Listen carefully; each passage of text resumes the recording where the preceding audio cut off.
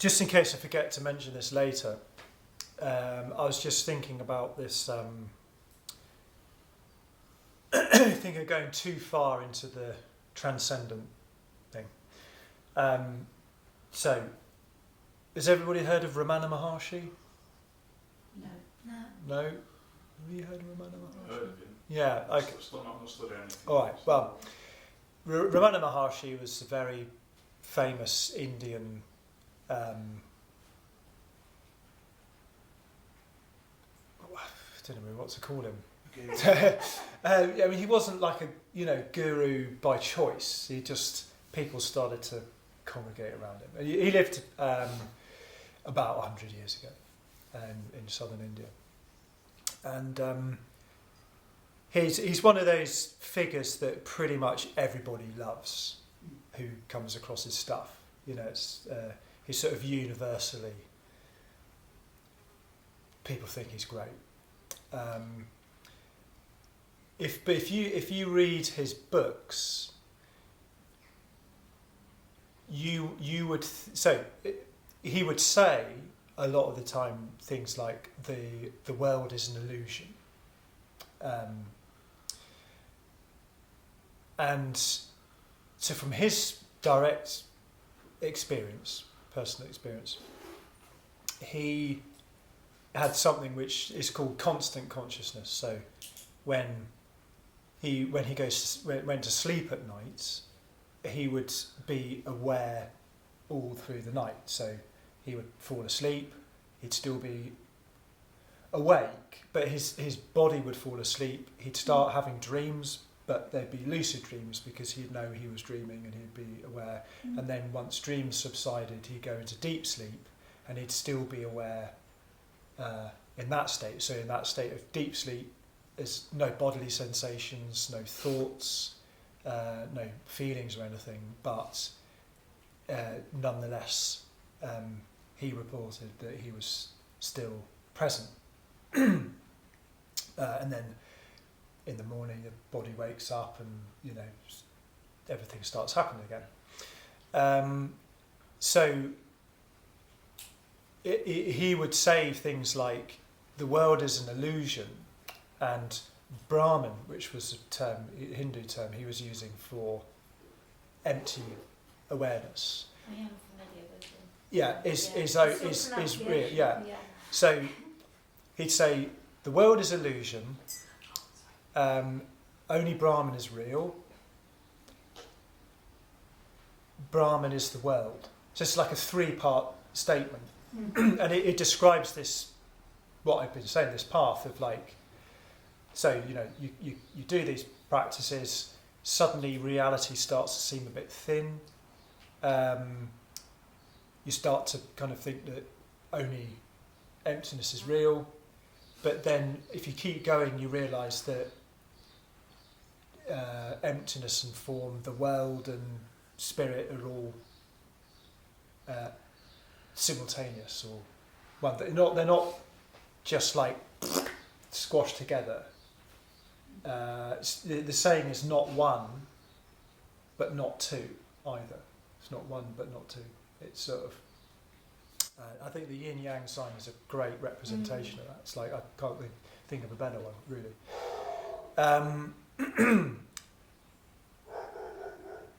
So you'd read his books and you might think that he was just totally out there. And quite a lot of the time, people would come, they'd ask him a question or something, and he would just sit in silence. And in fact, there was a period of his life, I think of like 12 years or something, where he basically didn't say a word pretty much, and was just on his own. And then eventually started talking, and that's when all people started congregating. But the reason why I bring it up is, so you might read his books and think that, yeah, he's just totally out there. But then when you learn about his actual life, he would read the newspapers. He was very involved in their kitchen they had at this ashram. He was always like, go there every day and make sure that it was all been done properly. And it was like one of his things he was really into. He had a pet cow, which he absolutely loved. Was really sweet too. There was an old lady that lived down there. He lived on this mountain. There was this old lady that lived in the village somewhere down the mountain, and she would come and watch him brush his teeth in the mornings. I think, or was it? No, she'd come and visit. She'd come and visit. No, this is it. She'd come and visit him to hear him talk and sort of spend time with him. And then as she got older and older, she couldn't come up this mountain to see him. So what he would do is, when he brushed his teeth, he would sit on this particular rock so that she could see him from her house, while he was there brushing his teeth. And so that those kind of things, that they're really personal and sweet, and they're not the behaviour of somebody who's completely depersonalised. But he is also an example of someone who has gone right beyond everything. I mean, to the point where, he's so detached at the same time that he is able to just let go to the point where he's even awake in his sleep. Which is, so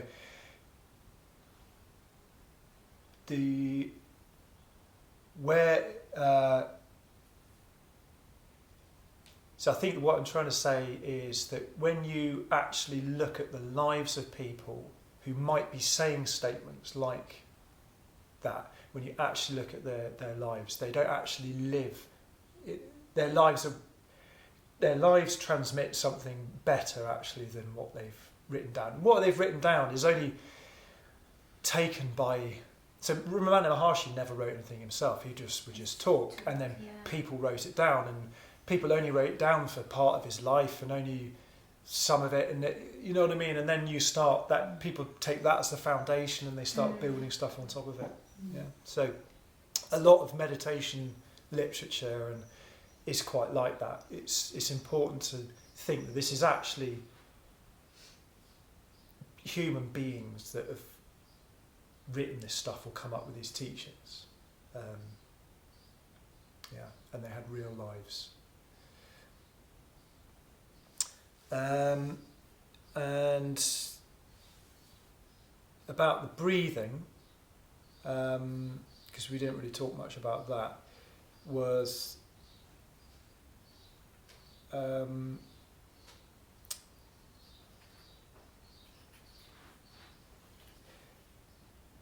so you've got meditation as a relaxation technique, and then meditation as a technique for waking up to your sort of everything, just waking up to formlessness and form, the world, I am the world and it's inside me and all that kind of stuff, awakening experiences. That's different than meditation as a relaxation technique or a concentration technique. So you could do breathing meditation for years and years and years, get very, very good at relaxing, get very, very good at concentrating, but you may never actually have that. The thing may not happen where you wake up to empty awareness. And beyond that, the non-dual thing of emptiness and form together.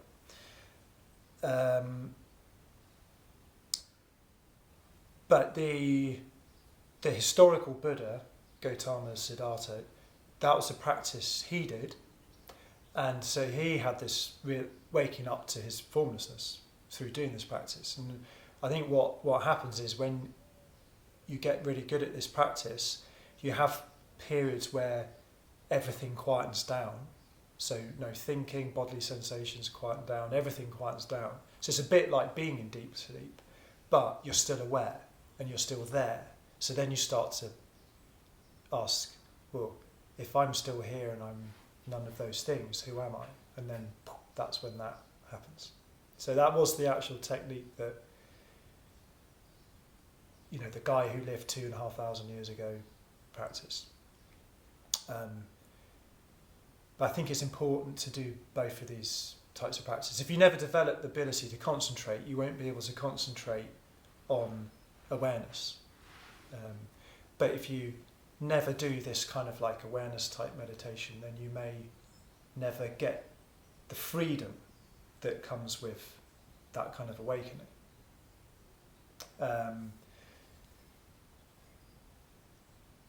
But the being able to just let everything go and drop into your breathing is a really powerful technique for calming yourself. So, you know, any situation that's getting out of hand, or if you're having a panic attack or something like that, if you're able to just narrow your focus down into your breathing, it's really beneficial. And there's all sorts of subtle energy benefits from relaxing, going deep into your breathing. And if you do it for a long time and you get good at it, breathing becomes extremely pleasant. When you're very, very, very relaxed and you feel like you're breathing right down your whole entire body with each breath, and it's really nice. But remember, there's another part of you that doesn't really crave pleasant experiences either. You know? So you don't want that to become the goal. You know? So it's all a bit tricky. Early on this year I had a toothache, which is no big deal, but it's for me, I've never had one out before. Yeah, me too. And I'm a terror for the dentist. And that was what I did. I focused everything I had on the breathing, just like, okay, you get on with that, I'll get on with this. And I just clung onto the breathing for all I was worth. And I did actually manage to do it without going into fear. Mm-hmm. And mind you, I can't take all the credit, she did a fantastic job as well. But we both acquitted ourselves rather well that day. Yeah. And pathetic as it sounds, I was awfully proud of myself. Yeah. No, I had exactly the same experience. I had a tooth out Yeah. about 3 months ago. Yeah. Same thing. I just, Really? I could feel when I was in the waiting room, I knew this physical trauma was about to happen. But I knew that the best thing to do was, to just focus, let them do what they're going to do, and I just focus on my breathing, and that got me through it. Yeah. And afterwards, my body was, I felt shaky and a bit weird because of the brutality of what had just happened. Yeah, But I'd been able to get through the actual experience with breathing. That was pretty damn good, that was. So Yeah. thanks for teaching us that. Yeah. It's funny how fear focuses the mind for you, and then you use that. I do the same things. I have fear of flying, but I have to go everywhere because I do that breathing. Well done. But just to sit here and do 20 minutes of it, I found really hard. 5 minutes is fine, but I'll do it for as long as I need to keep calm on an aeroplane. Got you. Yeah, So yeah. But this is something, it's an important thing to say about meditation practice is, just like anything, you don't say, tomorrow I'm going to run an ultra marathon with no training, because it would just be really unpleasant. Or do like 6 hours of yoga or something, when you've never done anything. So you, just like anything else, you start really small, 5 minutes a day. Then once that's really easy, 10 minutes a day, 20 minutes a day, and then you build it up until it gets to a point where it's manageable in your life, and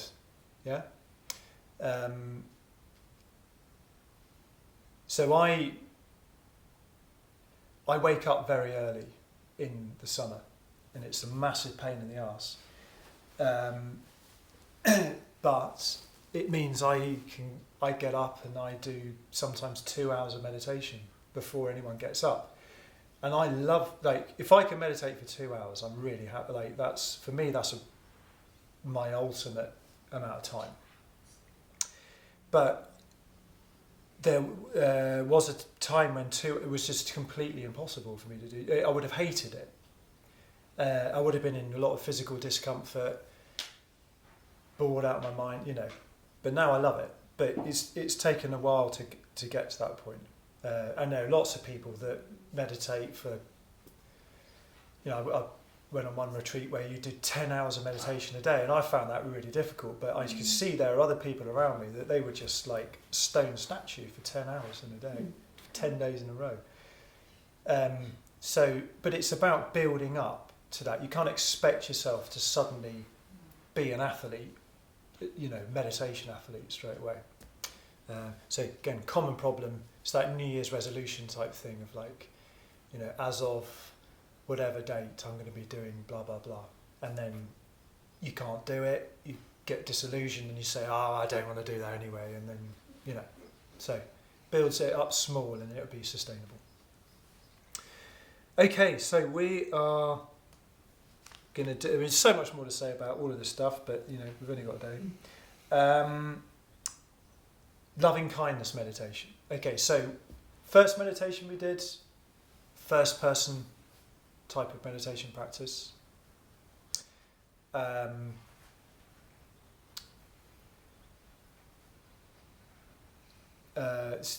second one we did with breathing, third person, breath as its own thing.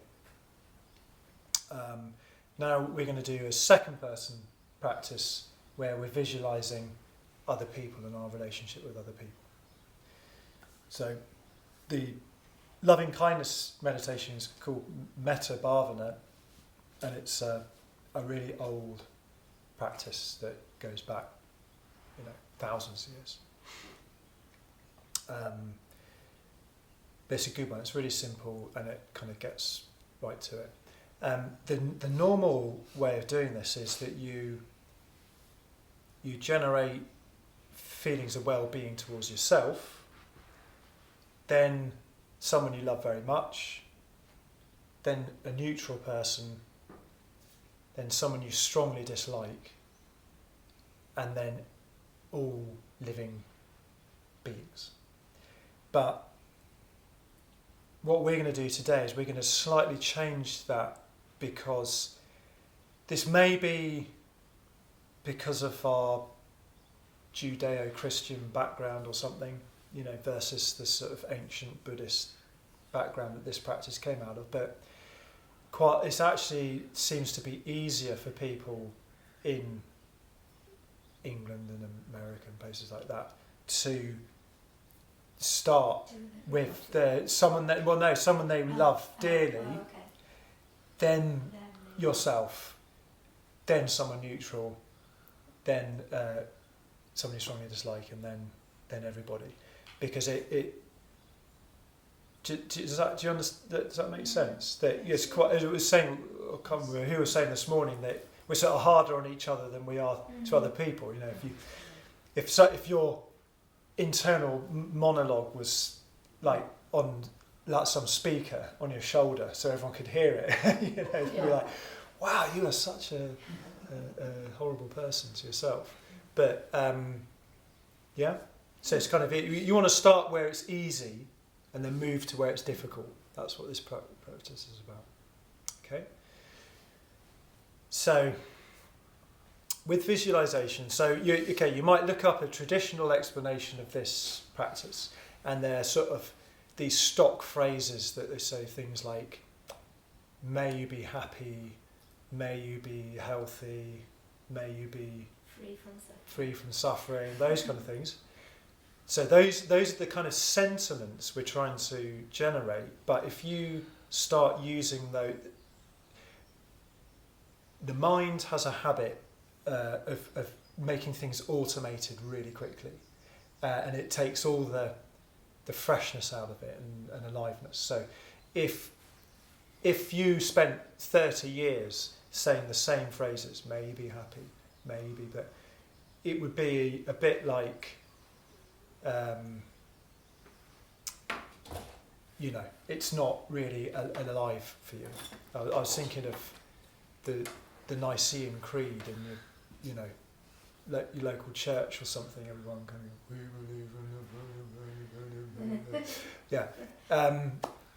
So what they're saying is really interesting, but they've said it so many times that it's like this kind of monotone thing. So we're not aiming for that. We're aiming for something that's alive and juicy. So people are different. Some people liked to use words. Some people like to use images. Some people like to use feelings, sort of emotional feelings. Some people like sort of a kinesthetic thing. They might want to actually feel in a bodily sense these things. So visualization is about activating your senses and using your strengths. So if you're a very visual person, you might be able to see very clearly something. Yeah. And so the reason why you would do this practice is to generate warmth and connection to all living creatures, because as we were saying, we're all in this together, this kind of crazy experience of living that we just all suddenly found ourselves in, and keeping the human connection with people, that even people that you strongly dislike, is essential to keeping things going well. And if you think about genocides, where they start using terminology that's not human for the other side, cockroaches and that kind of thing, but I mean, what we're aiming for is cockroaches are living creatures too. We're not trying to demonise that. So this is really important practice to making the world a better place, and this is extending out down into the world, but with the power of your transcendent freedom that you've got from your awareness. Right. So it's going to be a guided meditation. We'll do about 20 minutes. Ralph, what was the kneeling position? Because you said there was another position. Yeah, well, the kneeling one is like that. I'll give that one a try. And with your hands, you can like this or like that. Give that one a try. Yeah.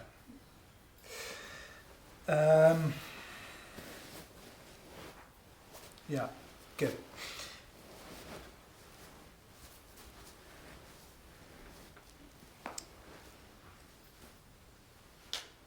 Okay. So you just get into a comfortable position. Just relax. And in whatever way makes this feel real and vivid for you, you can just go for that. Okay?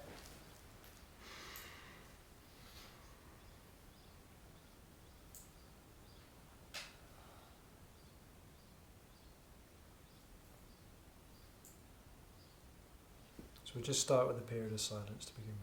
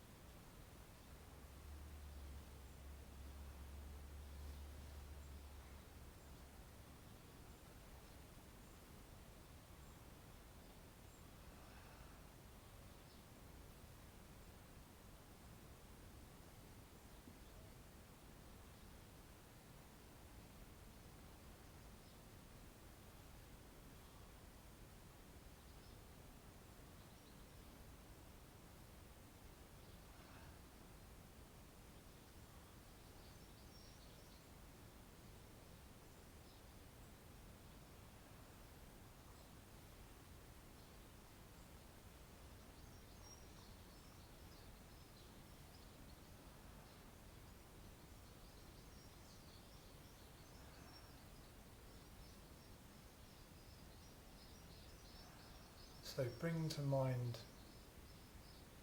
somebody that you dearly love. You just naturally feel extremely warm towards them, and you kind of effortlessly want them to succeed in life.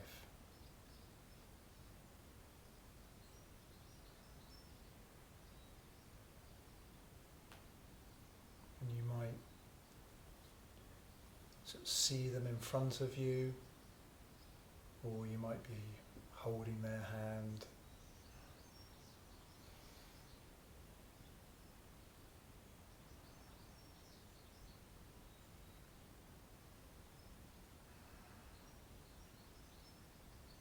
You might even hear them speaking, all the kind of noises they make.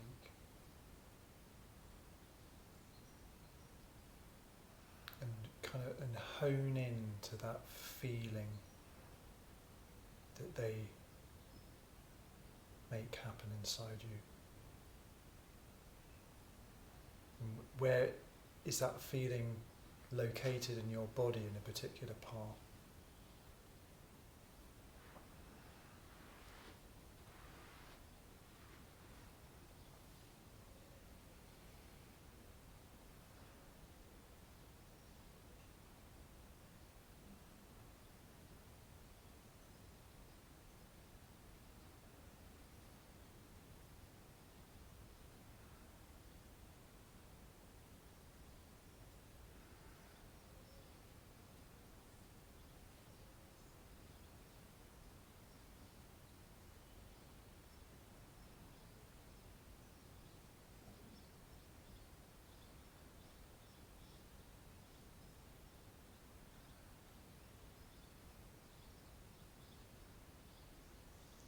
You can feel that you genuinely want the best for this person.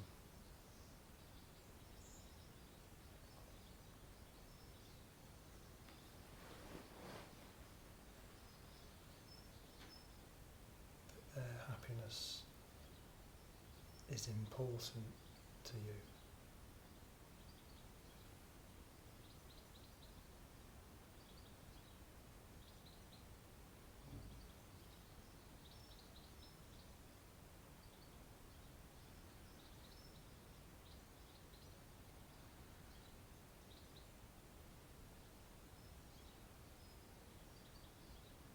What you're doing is generating an actual sensation inside your body, a feeling, an emotional mood, and you're kind of locating that and just stoking it like a fire.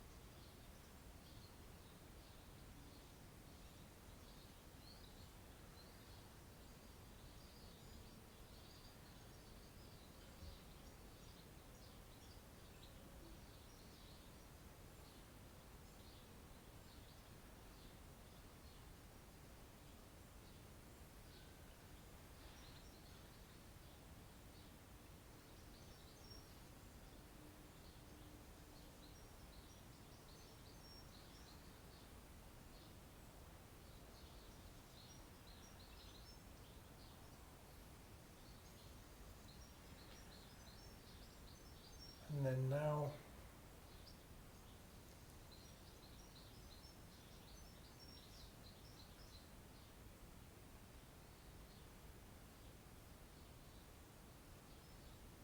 you're going to see if you can feel as kind and as generous towards yourself.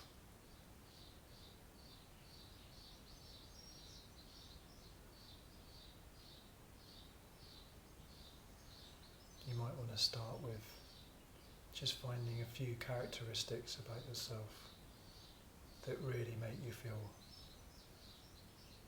good and happy. Start small.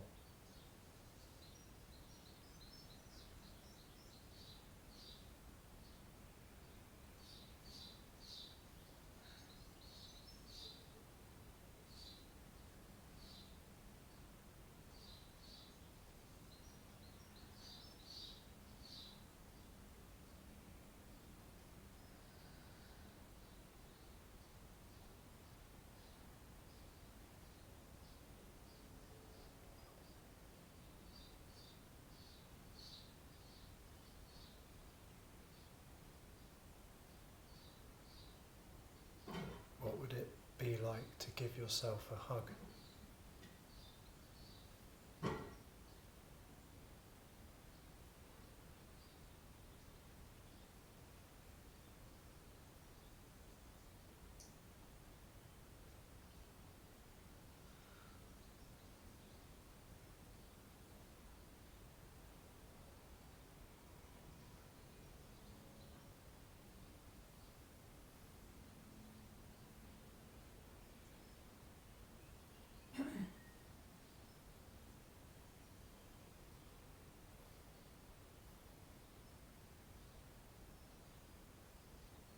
Can you feel that same physical and emotional sensation and feeling towards yourself? Really, genuinely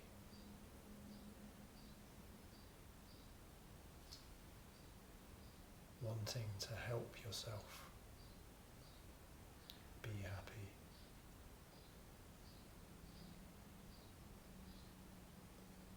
Successful, loved.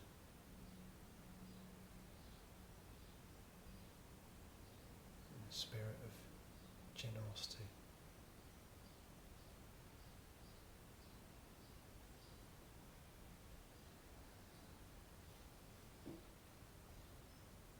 Because after all, you're a person just like everyone else, worthy of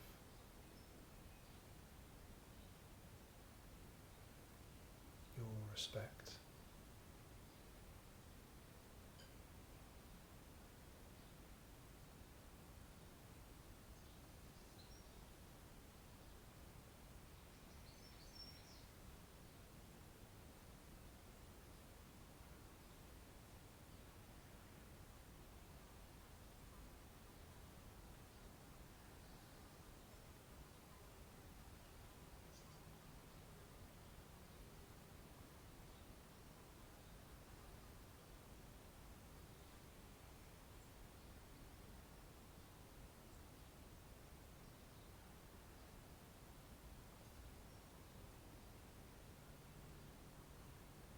Now think of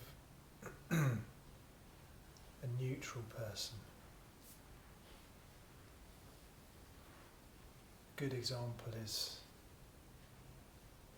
a shopkeeper or someone that works at a cash till that you see quite regularly but don't have a lot to do with, and you don't necessarily have particularly strong feelings about.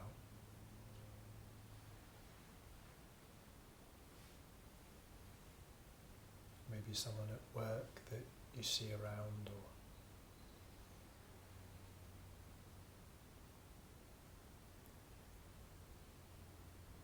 and then just inquire into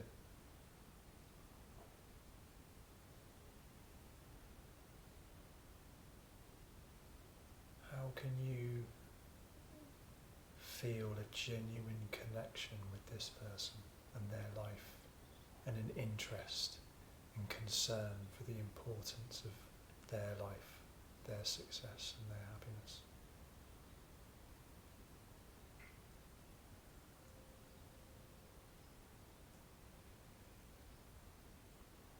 They're doing this crazy journey with us called life. They have their own joys, their own miseries, successes and failures, and how can you connect with that? You might see like a kind of energetic connection between your heart and theirs, or something like that.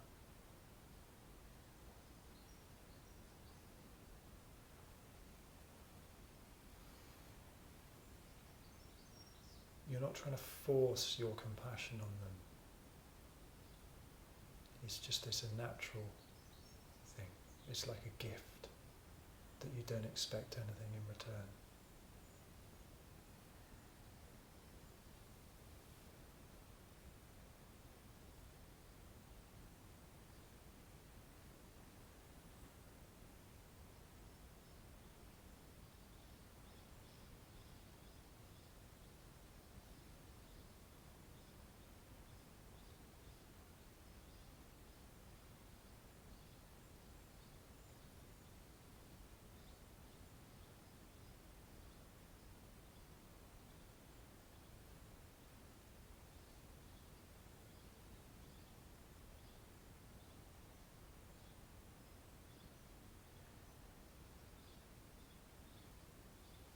Just remember, however you're going to do it, to make this real feeling.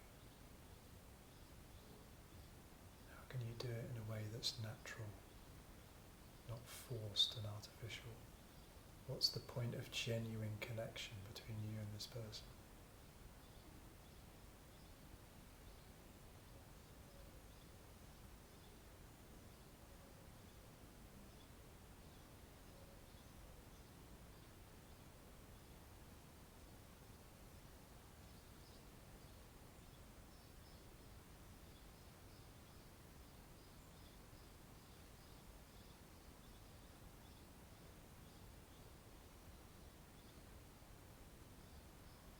Now,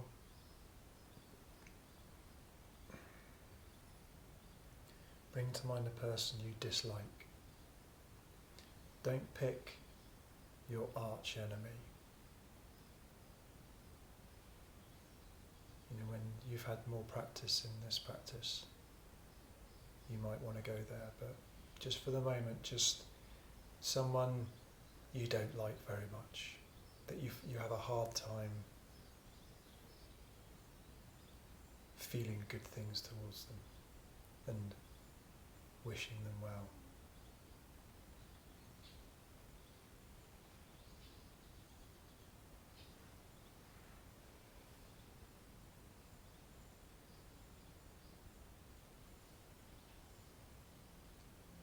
So what you're not doing is you're not condoning the behaviour or personality traits that you don't like, that may be genuinely harmful and negative. We're not trying to turn a blind eye to genuinely destructive and negative characteristics. But can you find a way to connect with the humanity of this person? They're someone's child who loves them very much, most likely. They may have their own children. To at least one person, or maybe many people, this person is really important.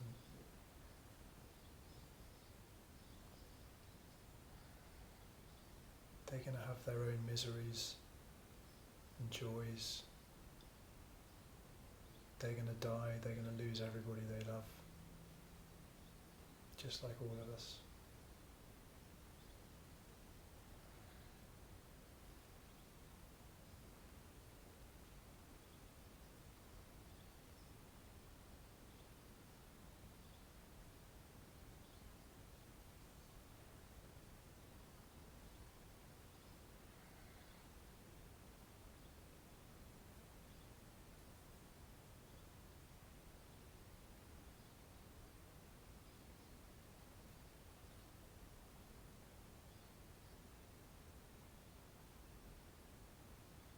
telling you how to feel the connection with them. That's for you to find out your own special way.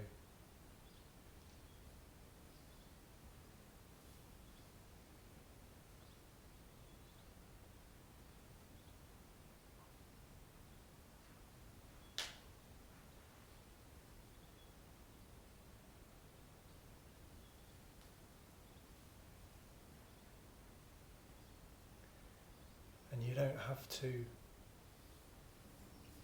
do a massive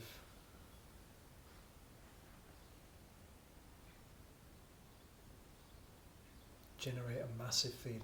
How about just starting small? Something.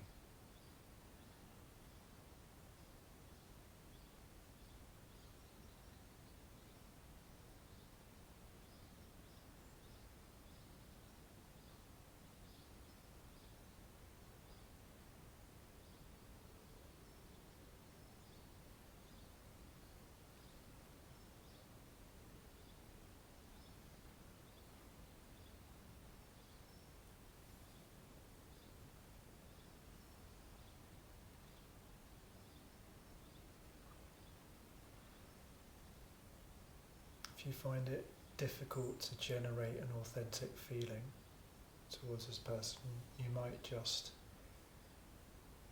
visualize a beam of light coming out of your heart and warming this person up. Could be as simple as that.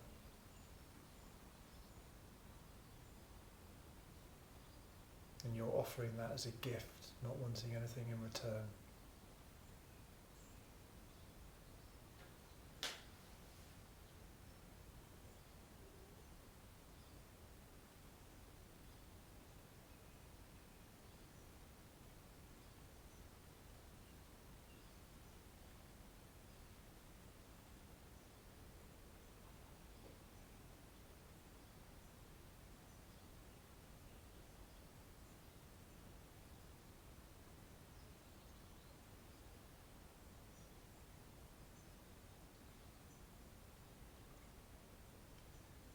Now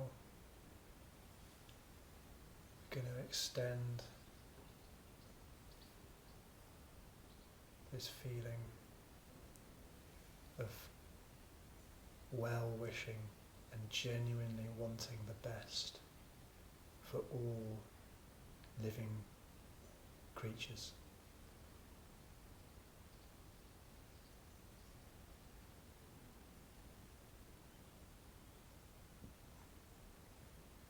Now, it's a big leap to take, and we don't want to go into abstractions, so it's important to keep this an actual feeling.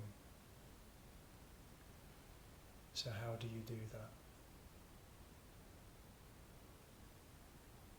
And this is a practice that if you do this more, you'll develop your own special ways of doing this.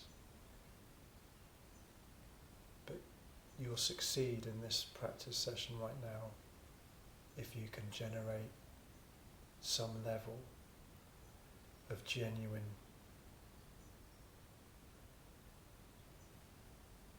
understanding of the importance of the lives of every living creature.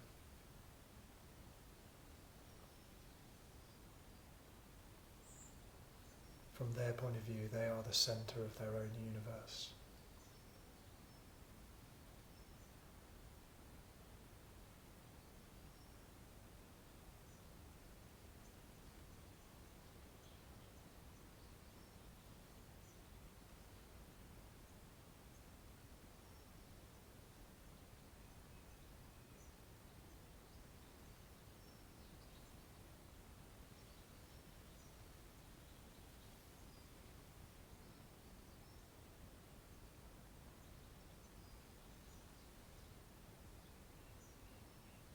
Trying to use our mind particularly, but more on an emotional level.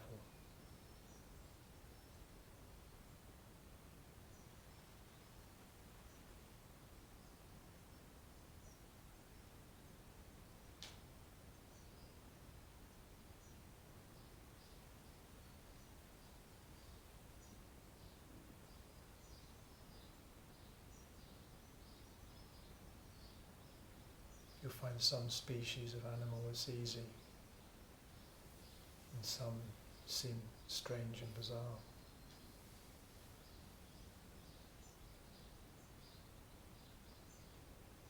What's your connection with the strange and bizarre creatures?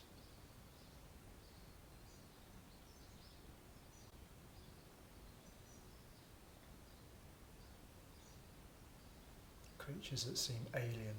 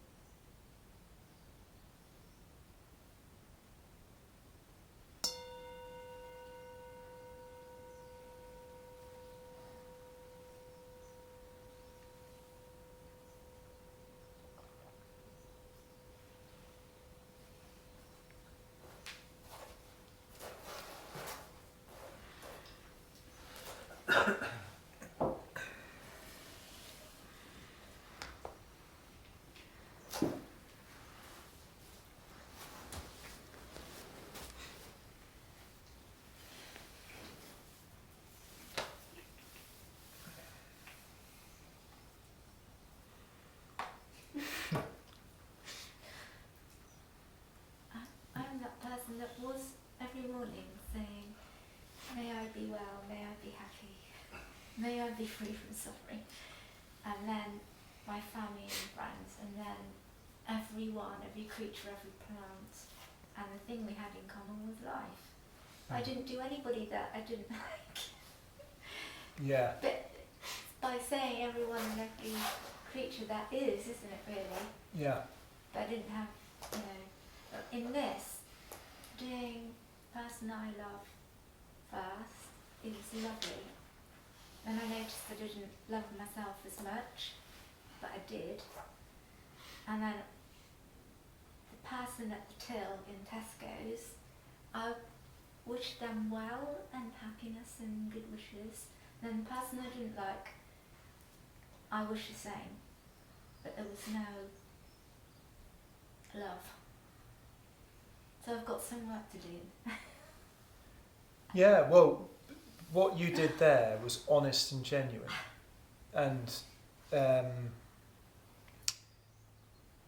it would be artificial to attempt to feel the same way about someone you hate as the most treasured person in your life. So that's why this is a practice where you're developing. How far can you take it? What happens if you ain't got someone you hate or you don't dislike at all? If you can't generate that.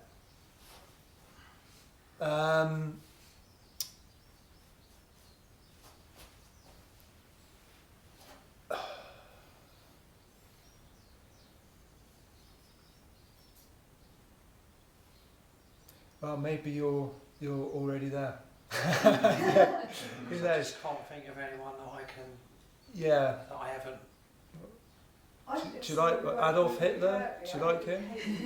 I haven't got any Got connections. problem? With him. Well, I don't know, but he's There there's has to be a connection with the person, isn't there, for you to have the dislike? Surely, I mean, yeah. you dislike what they do, but you can't dislike them unless you fully have integrated with them. Well, so this is kind of related to shadow practice of integrating. So, if you want to be, so one of the goals of meditation and spiritual practice is to become one with everything. Yeah. And if you're going to be one with everything, that doesn't mean the bits that you like and not the bits you don't like. If you're going to be one with everything, you have to be one with literally everything. Yeah, I mean, I can find bits about myself I don't like, Yeah. but I can't think of anyone that I hate or dislike, really. Okay. It's sort of like I don't allow myself to. I don't know why. I just don't. That ain't there. Yeah. Well, I think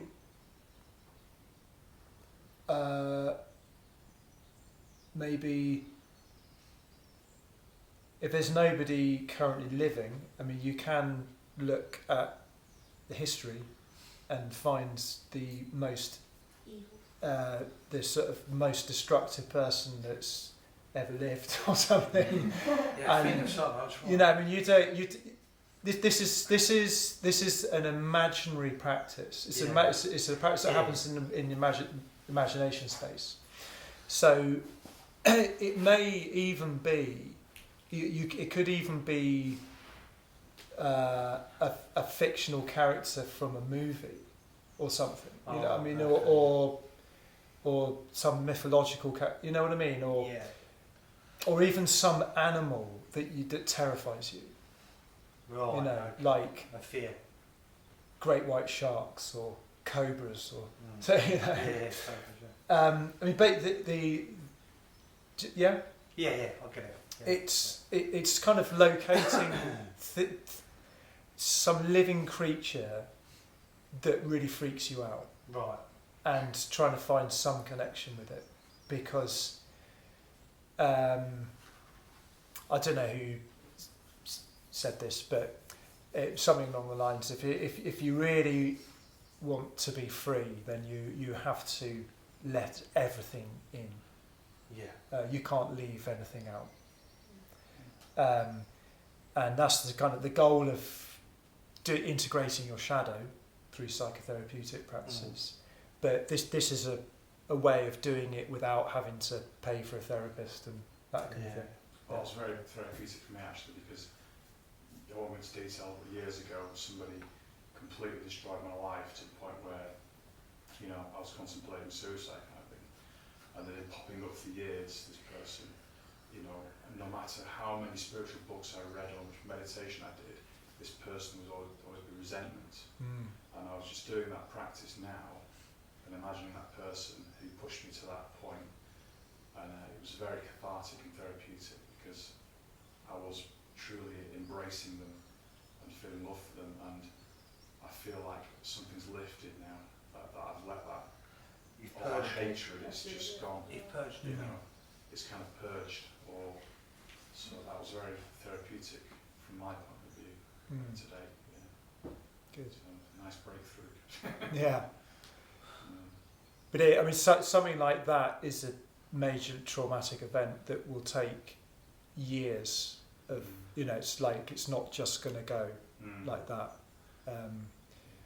But any progress is good. Well, it just felt nice Yeah. to feel love towards them instead of Yeah. the hatred that I was feeling towards them, and I wanted to get revenge on them and plotting revenge on them. Yeah. Not nice, pleasant thoughts I was thinking, you can imagine. Yeah. It's nice to just turn that around today. Yeah. Yeah. Yeah. Everybody has those thoughts. Yeah. Whether they tell you or not.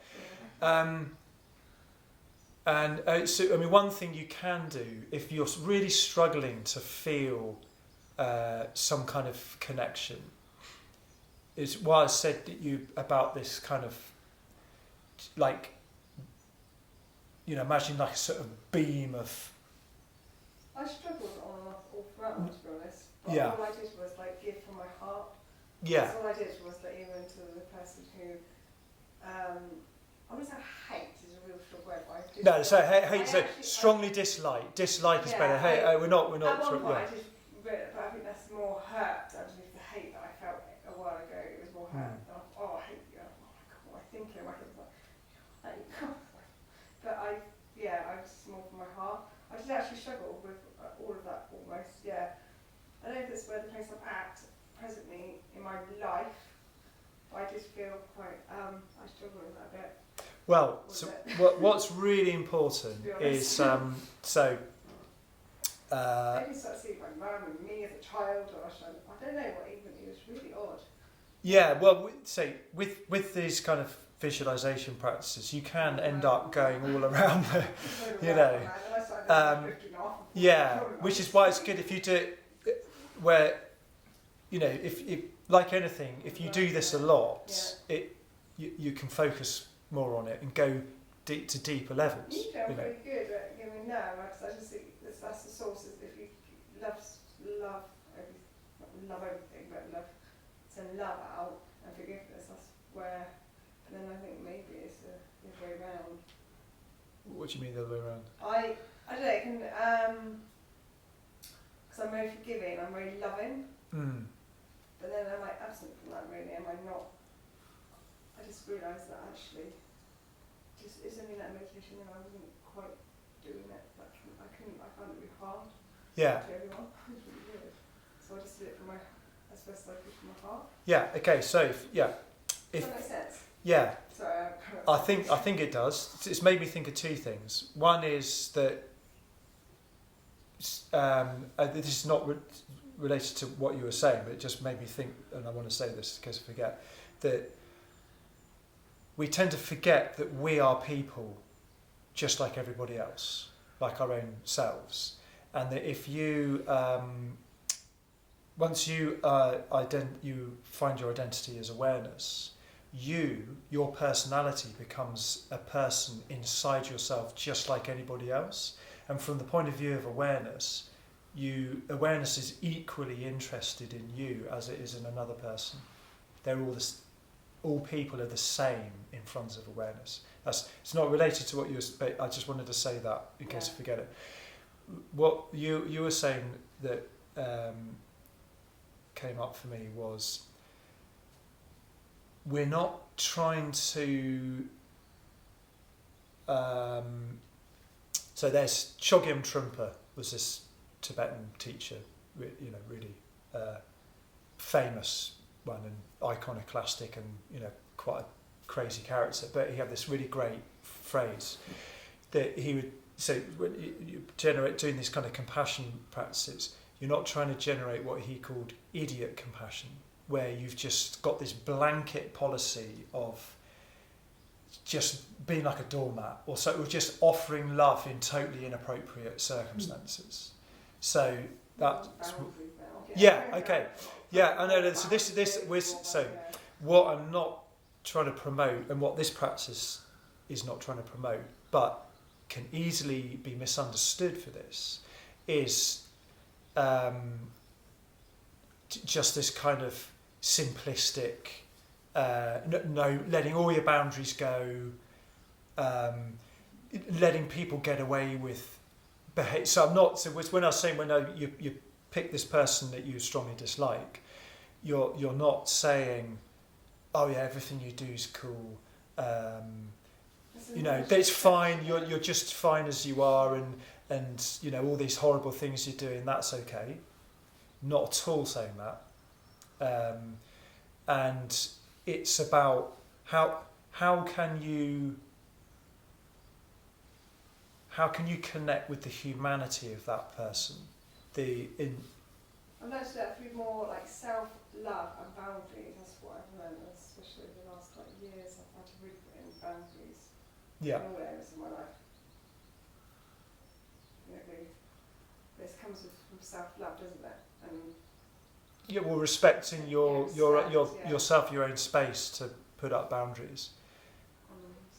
I mean, I can relate to it's something I've definitely worked on a lot in my own life, is how to put up effective boundaries that are not crude and kind of aggressive, but firm and caring at the same time. Assertive boundaries, isn't it? Yeah. Mm-hmm. But I mean, how could you connect with the humanity of someone that you don't like? Self-love. It's being non-tolerant, but just from love. Yeah. Okay. So I mean, that's one way you can do it. So if you don't have to be in it, do you? If you say what you could be doing as a visual, that's why I brought up this thing about visualizing. So you have this that kind of gesture of say you just wish somebody well, and it's just you're just giving that to them as a gift. You don't want anything in return. It's like, yeah, but that's not condoning But underneath it, like I've got really bad that, behaviour. but I did have like rage and hate, but it's that's an underlying hurt, isn't it? Comes back to that place.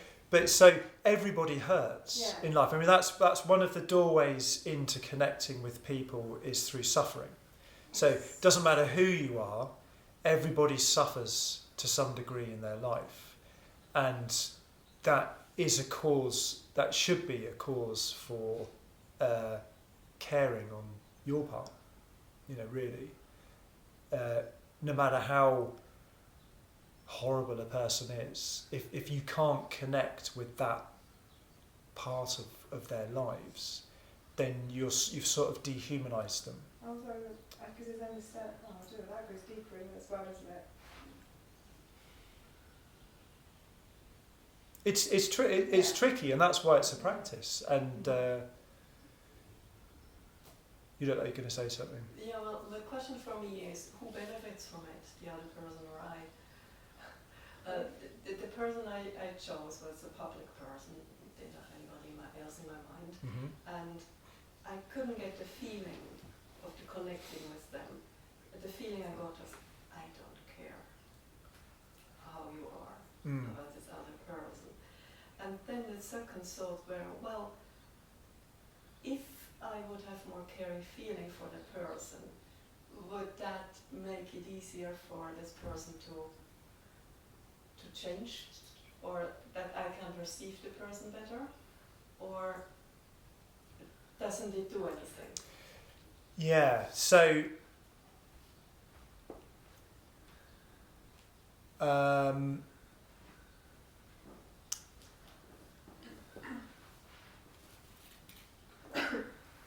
Creating this, creating this kind of positive energy. I mean, it's kind of simple, really. I mean, we don't have to make it very complicated. You know, if you met people, you must have met people in your life that are just very positive and generous to people, and they when you're with them, you feel a real you feel like they're actually connecting with you, you know, personally, and there's a warmth there, and you notice that they're like that with everybody that they meet, and they might say if a child comes along and does something really bad, like, you know, chucks a stone at a dog or something, you know, they're kind of, they're stern and they, you know, tell them off, but at the same time they're never losing that actual kind of human connection with them. And if you have an argument with someone you care, you know, your partner or someone in your family, you can have a very intense argument with someone, but still they can feel, or you can feel this, that you're still connected to each other as people. Do you know what I mean? So it's like you haven't turned that person into an other. This comes back to this I, we and it, first person, second person, third person perspective. That let's just make it simple. So an evil person, yeah, can easily become. So what you perceive as an evil person, they can become an it, like an object out there, yeah. Rather than you've lost the connection that they live in a social context where people love and care for them. They're someone's child, you know. They've got vulnerability. They've got their upbringing, you know. And then the first person perspective, they are a person, you know, that's alive, and in fact, on the level of awareness, they are identical to us on that level. And so the reason why this is an important practice for the good of all of humanity is that it keeps that human connection with people, and then the connection with living out. You know, we're all sentient creatures, living beings, and that feeling of, you know, God, this fly is really annoying, but you know, its life is important. You know, it's just like Still mine. wants a happy life. Yeah, this fly wants to find some poo and bury its face in it. You know, and that's going to make it so happy. And it's alien and bizarre to you, but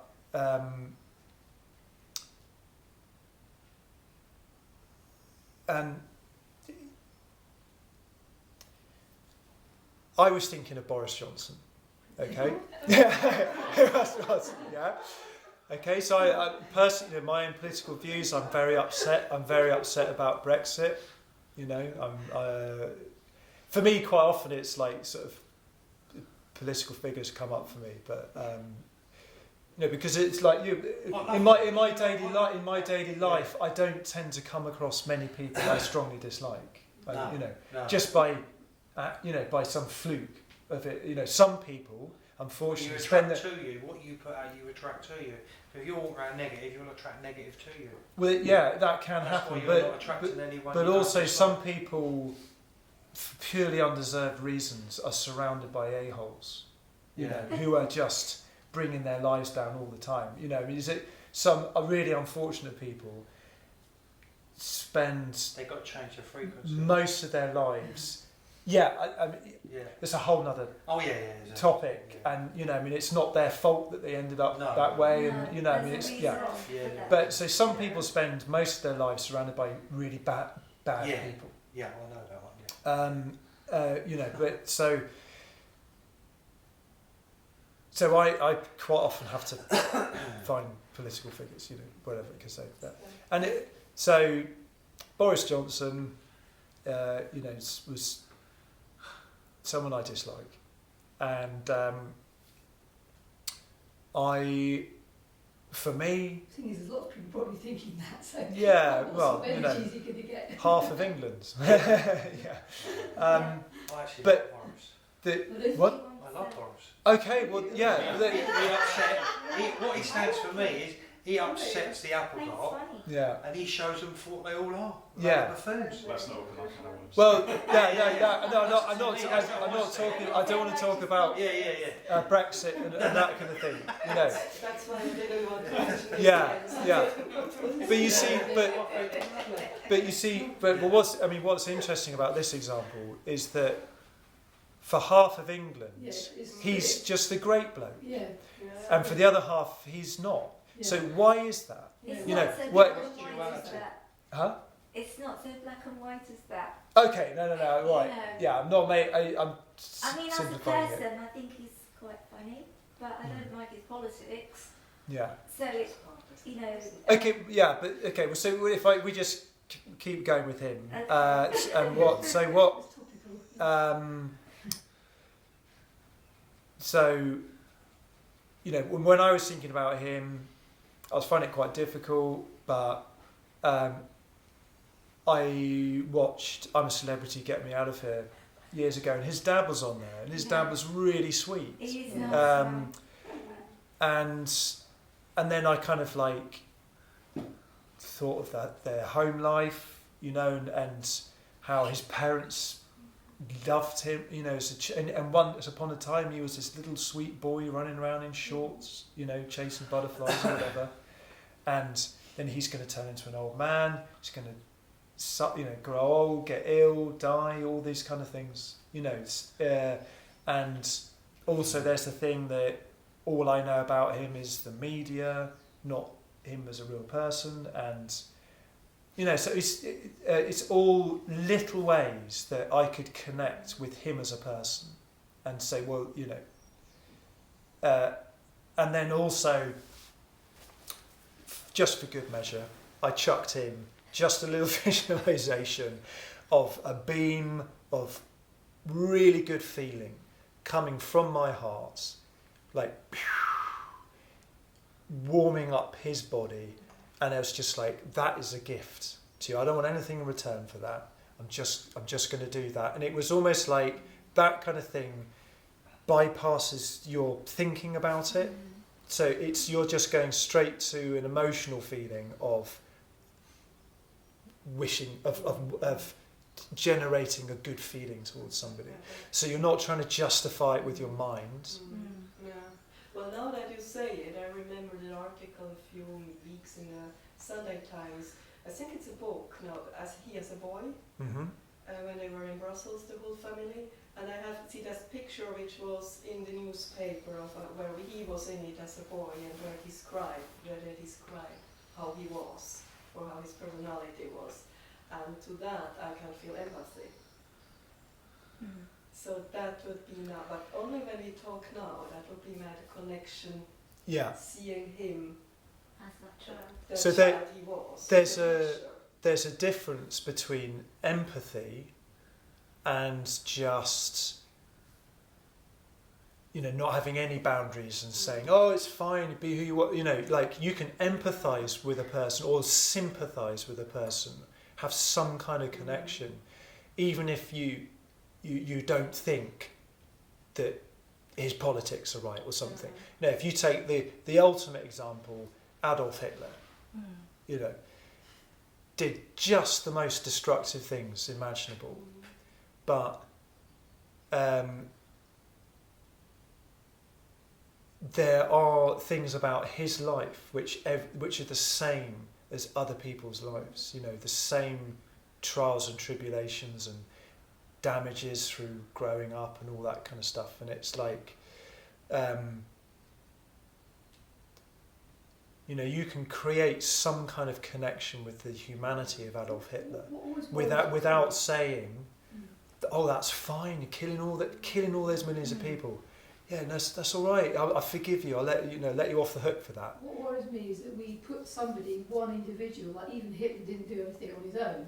No. Other people do it. Yeah. And nobody on their own can Do sort that. the world out. Yeah. We shouldn't have. I don't think we should have leaders really. Yeah. I don't see why we all need to look up to someone. So that's then the God thing. Why are we looking up to someone else? Why don't we look in, like you're doing, inside ourselves, rather than to an individual to tell us how we should all be living? It should be a consensual thing. He was a megalomaniac, though, wasn't he? What It doesn't, I think people, because Goebbels wasn't very good.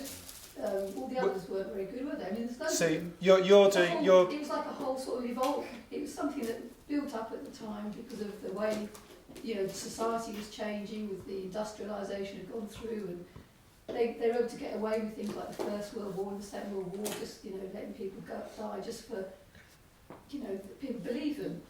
And why do people believe that? Why do they believe someone else is telling you that you've got to hate everybody in the world? Like they started hating other countries and thinking they're all against us in some way. When they're not. Most people in every single country just want to get on with their lives. They don't hate everybody else. Well, so bringing this back. So how do we Bringing bring that back to this practice, what Yes. you're doing is an excellent job of using your mind Yeah, I do to that see- rather than see it. Yes, to see the context within which Yeah. he lived Mm. as a human being, and how Angel, he gets the blame for all of it, but yeah. he was I'm not part saying of the he's connection. not So no angel, obviously I don't like it Yeah. at all, but why do people go along with it? Why do we look up to someone else? Why don't we trust our own inner? Why are we prepared to be, convinced by somebody else of what against our? And yet there was pictures actually of people in the SS the camps and women. I saw a picture on Twitter recently, and just a whole group of women. They looked lovely. They were sat out in the sunshine, happy as that. They really didn't know what was going on right under their noses. They really didn't know. I suppose that doesn't. Well, fit either. How but do they do that? I don't know. I think once you understand, so if you all watch Derren Brown Mm. TV shows, Yeah, it's Yeah. tricks of the mind, isn't it? So he can pretty much get anyone, not anyone, he gets highly susceptible people, he kind of auditions people, but he can get people to do pretty much anything. Mm. And once you understand that, I mean, again, we're using our minds here to get into the connection with people, but once you understand that people could be conditioned to do things without even realising why they're doing it, That's scary. can make it's terrifying. Mm. But that could be you. And if you were born in Germany in the 1930s Mm. and had whatever They went through conditioning their and starvation, propaganda didn't they? and all the difficulties Yeah. of the economy and all Yeah. that stuff, Yeah. who would you have been? That's what set them off, because then Hitler helped them out of that. So. Or if you were born as a child in and trained as a child soldier, where you had to do all these horrific things to do, and you know, from that age, and then you know, you became one of these marauding guys who run around chopping people up with machetes. You know, you're not saying at all that, you know, I'm just going to rain butterflies on your machete massacre. No. It's saying I can really understand and feel like the bad hand you were dealt in life or something, and that we could have swapped places. That could be me. You know. And the other thing, to just tie this back into shadow practice, that if you take seriously that everything out there is also inside you. You know, megalomaniac desire, urges, murderous rage, all those things. If you dig deep enough, you can actually find that if people are honest. And I've been in groups of people just like us, normal people. We've let the guards down, and we've actually, because we've been in a safe context, actually. Huh? Everyone's got everything in them, deep down, like every aspect of anything like that. It depends on what you feed, isn't it? Well, okay, yeah, sure. What we're trying to do is cultivate a positive life. But one of the ways to do that really genuinely, effectively, is to own your dark side. Yeah. And because if you own it, then you own it. Yeah. But if you're going to pretend none of that stuff applies to you, you're going to start your motivations in life sometimes are quite dark, and you might not even realise that. Someone else might be able to point it out to you, and then you're like, what have I done? You know, what was I doing? Yeah, you know, and that happened to some of these people in Germany. Yeah. So, well, I know I've read books and seen documentaries of people. Yeah.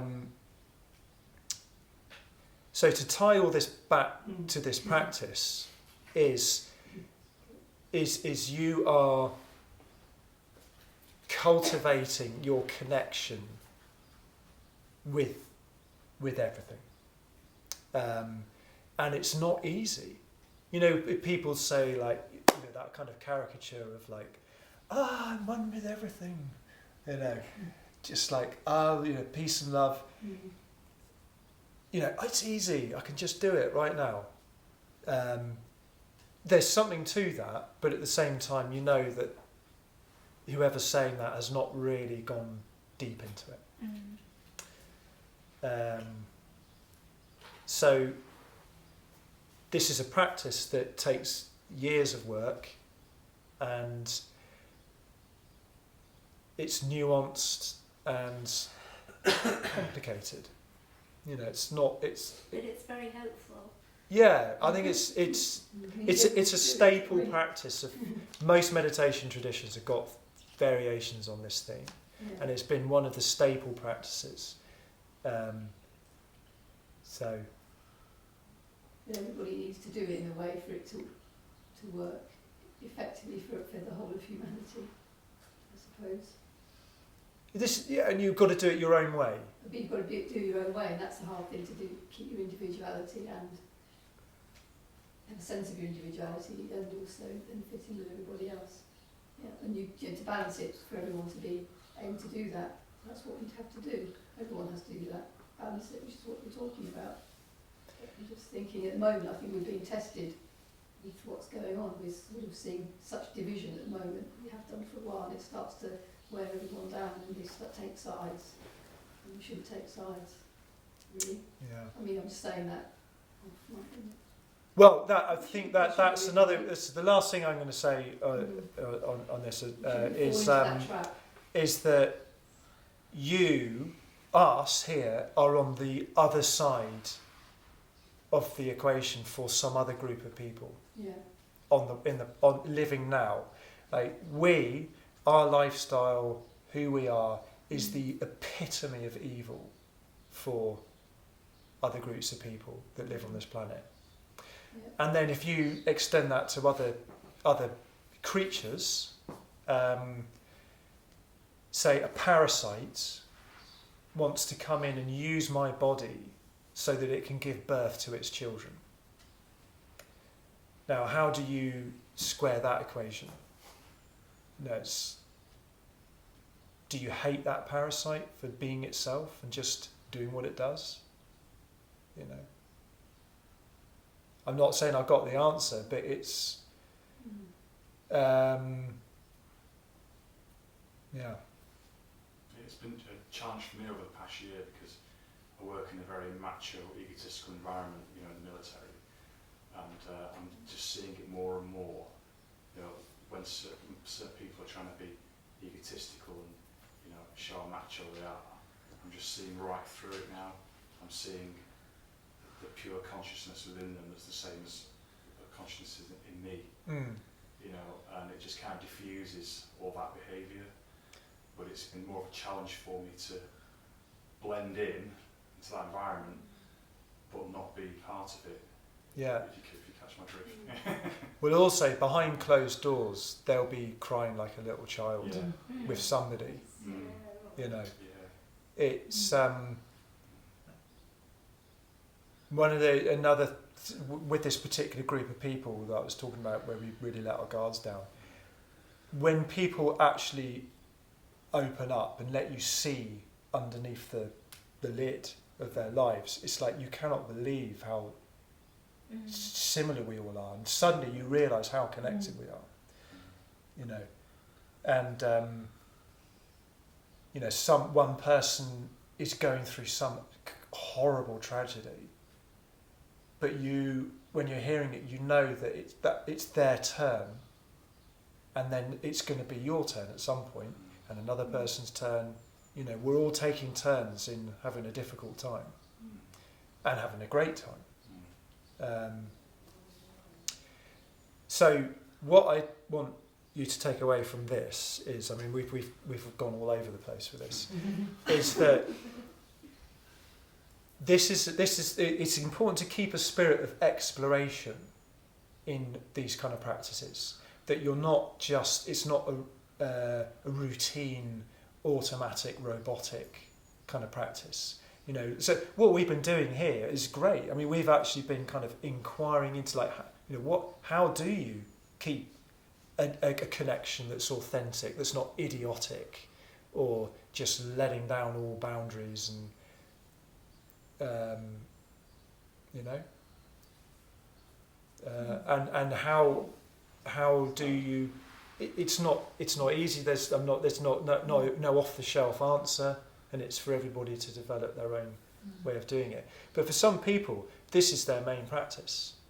This is the one they do. There's a Tibetan practice called Tonglen, which is a really, really major practice in Tibetan Buddhism, where it's a visualization practice where you inhale all the filth from the world, literally as black smoke. You're breathing in black smoke, poison, toxic horridness inside your body, and then breathing out just pure bliss and elixir of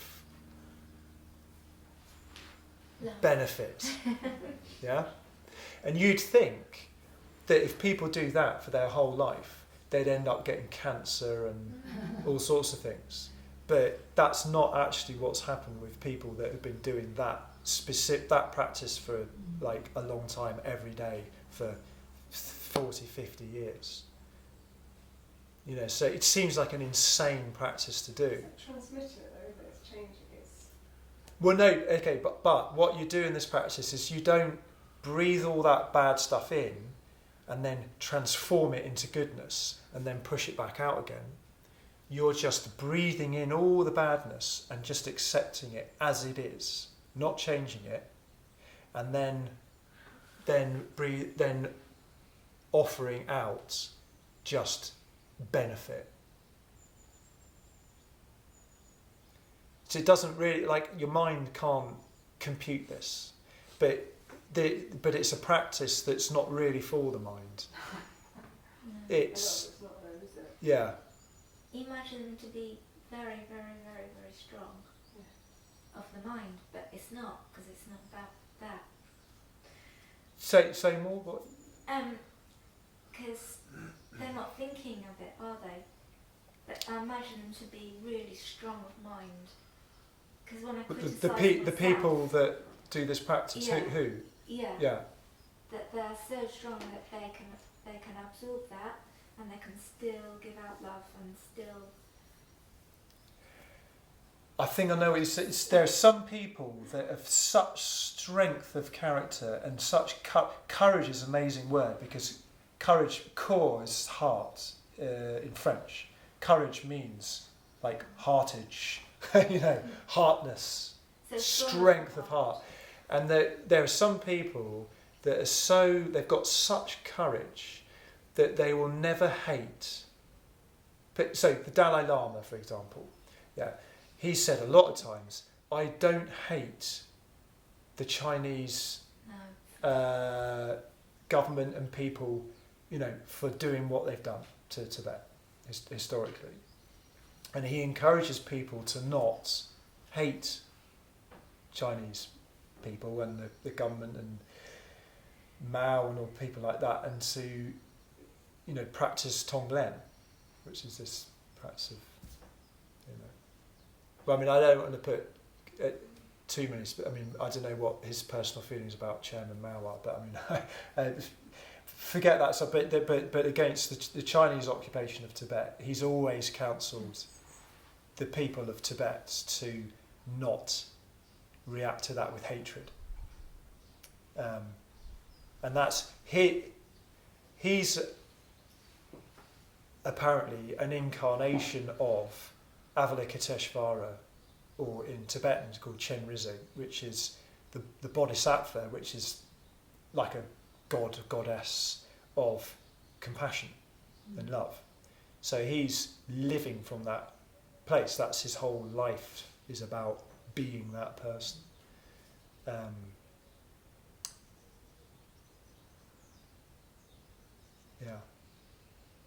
But at the same time, he's not suggesting people just lie down and let dictatorships dominate the world. That's not what he's saying. But he's saying, don't give in to hate. There's a do you know The Road by Cormac McCarthy? I think it's a book. It's also a film.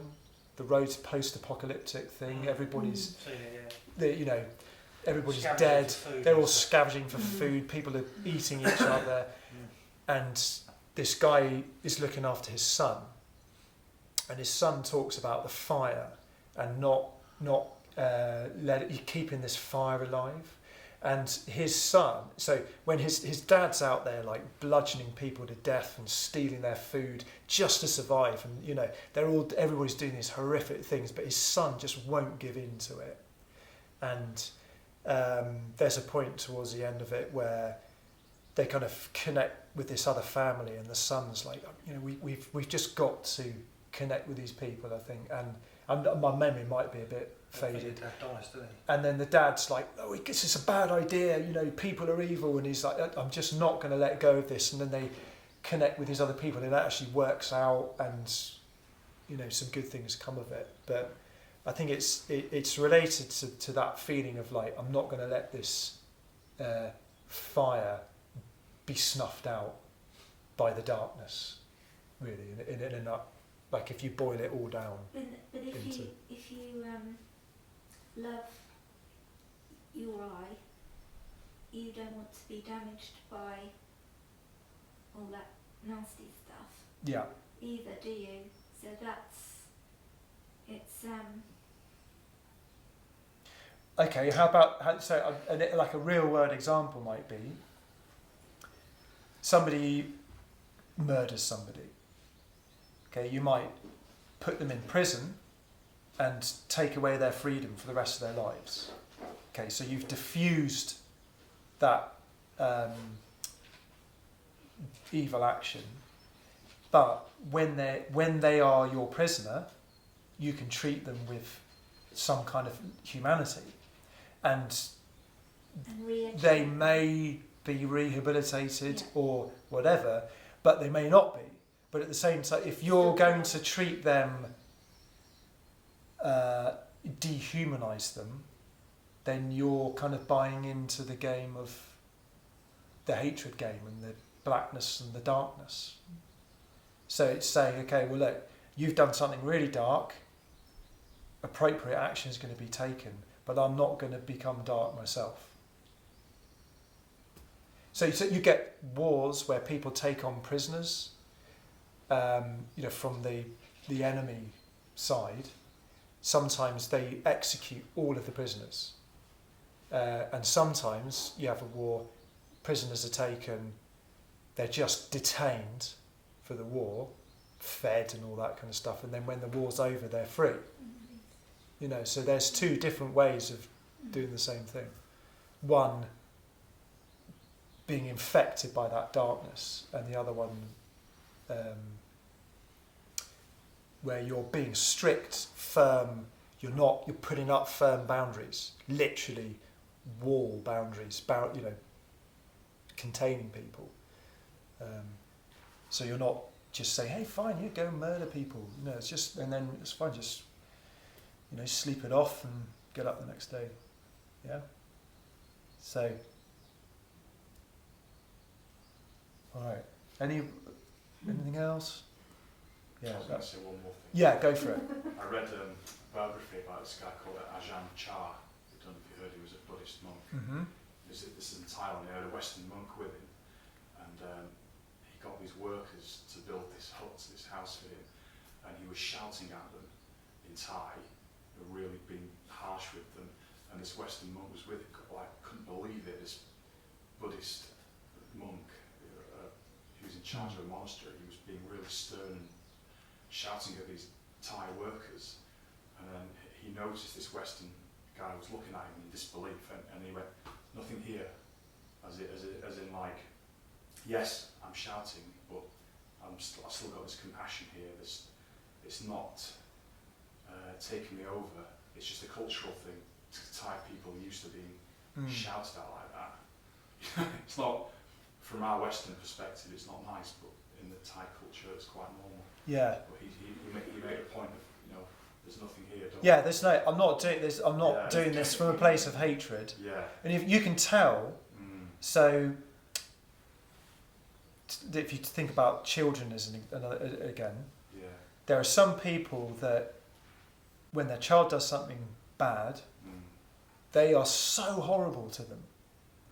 And then there are other people that their child could do exactly the same thing, and they're really firm and stern with them, but there's not, you can tell, there's no hatred in what they're doing. It's explaining to the child, isn't it? Taking time and not shouting, but saying why it's wrong. Explaining. So it could be that. Couldn't it? That could be that, or it could Rather be, than there's just lots of screaming. ways of doing it. Hand off, Yeah. saying, dead still. Yeah. That's how you go about it, isn't it? It's energy behind it as well. Maybe apparently this is a plot, but if you're quite certain you've got that firmness there, then actually this is neurotic. Losing the plot completely on them. Makes me clear. You see it like about, don't you? I've been there myself personally. I've lost spot with my kids as well. Me too. And I've been completely, It's embarrassing. But then I can see it, like sometimes I look at it and think, oh, how damaging is that? But then I've been there myself.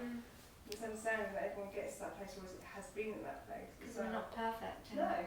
This is good, and this relates to this practice we've just done. That I've had times where my children have driven me so crazy that I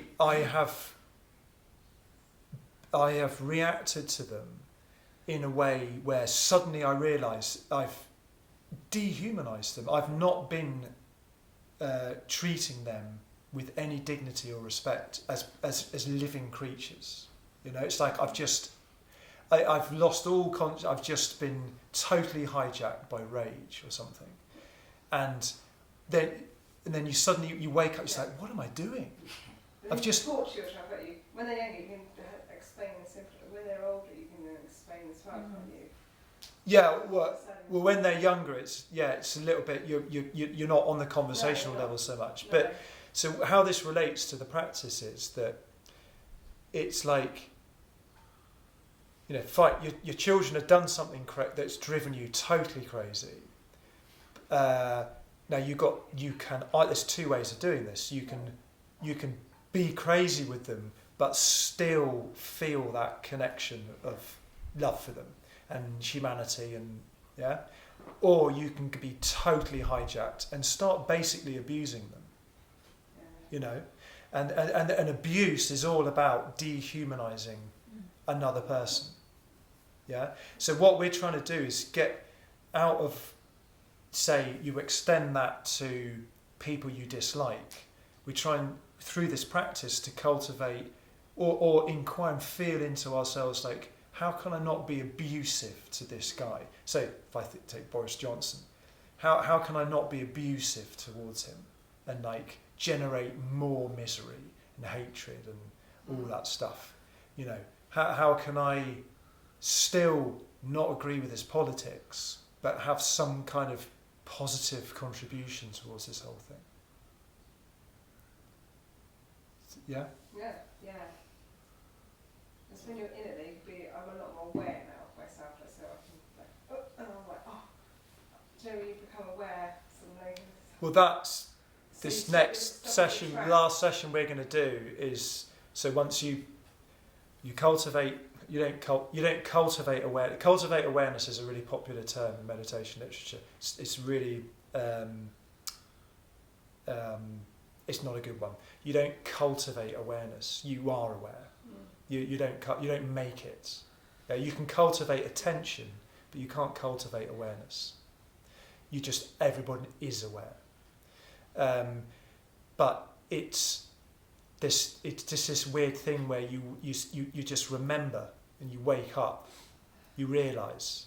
Yeah. So what you're saying is, your kids drive you crazy. You're like a red rag to a bull or whatever. You just like this whole current is just pushing you along. You got no control over it, and then all of a sudden, you kind of woken up. You become aware. You've remembered you are awareness, yeah, or the aware, spacious and sight, and it's like, wow, okay, I've woken up out of that dream. It's like basically falling asleep, and being in a dream. You just become an automaton, a robot, and then all of a sudden the lights come on, and it's and through doing a meditation practice where you're becoming very familiar with your awareness and remembering more. It's all about remembering. And it happens faster. The breath, proper breathing. Mm-hmm. I've used that a lot in a lot of areas of my life, and that's really helped in loads of situations, not just with the kids, but and that's one thing I like trying to teach my kids, or trying to teach all people. If you breathe, and like the breath is absolutely the key to everything, coming back to that place, but you can't always, obviously, if you're sort of lose a block, and then it's not always there, you have to come back, like you said, that moment comes in and you suddenly, aware. So if it was breathing or awareness, some people say, remember to breathe. You know, breathe, take a moment, take 3 long breaths, or you might be like, hello, wake up. You know, like, take a moment of spacious awareness, and when you practice it, that happens faster. So, say rather than like 5 minutes down the road of being horrible to your children or something, it only takes 4 minutes, and then it's 3 minutes, and then eventually you have this flush of reactivity to whatever they've done. It's just whoosh. It comes in and it's gone. And it's like you've been aware the whole time, and it's not like you've suppressed that rage or anger at the bad thing they've done, because it's a natural response. You're not trying to squash nature down, but it does its thing and then it's gone. Yes, feed it and then let it go. That's how I Well, you see it with young children. They have these flushes of emotion, whether it's joy or rage or whatever, but it comes and it moves in and out very quickly. But with adults, it kind of comes and then it gets stuck, and then like literally it could be years. I mean, this is the terrifying thing about it, is something can happen and then it's for years and years and years. It's just stuck inside you, doing damage, And something triggers it, perhaps. yeah, I know.